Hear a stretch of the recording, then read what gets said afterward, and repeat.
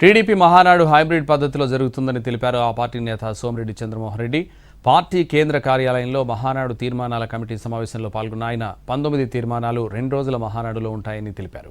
నెల్లూరులో మహానాడు నిర్వహించలేకపోయామనే బాధ ఉన్నా పొదుపు చర్యల కోసం హైబ్రిడ్ విధానం తప్పలేదని స్పష్టం చేశారు సోమిరెడ్డి చంద్రమోహన్ రెడ్డి. మే 27-28 మహానాడు జరగబోతుంది. పార్టీ పెద్ద ఆయన ఎన్టీ రామారావు గారు పెట్టిన పార్టీ 44 ఇయర్స్.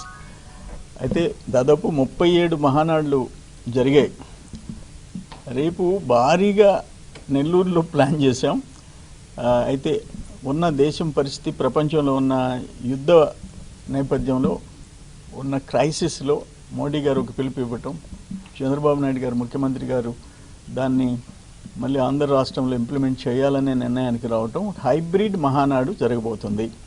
నెల్లూరులో మహానాడు జరిగి ఉంటే 6-7 వేల బస్సులు, కొన్ని వేల కార్లు, ట్రక్కులు, ఇవన్నీ కరెక్ట్ కాదు. ఇప్పుడు ఉండే డీజిల్లు, పెట్రోలు కొరతలు దృష్టిలో పెట్టుకొని హైబ్రిడ్ మహానాడు ఈ నెల 27-28 ఇక్కడ మంగళగిరి హెడ్ ఆఫీస్లో జాతీయ కమిటీ, రాష్ట్ర కమిటీ సభ్యులు మాత్రం ఉంటారు.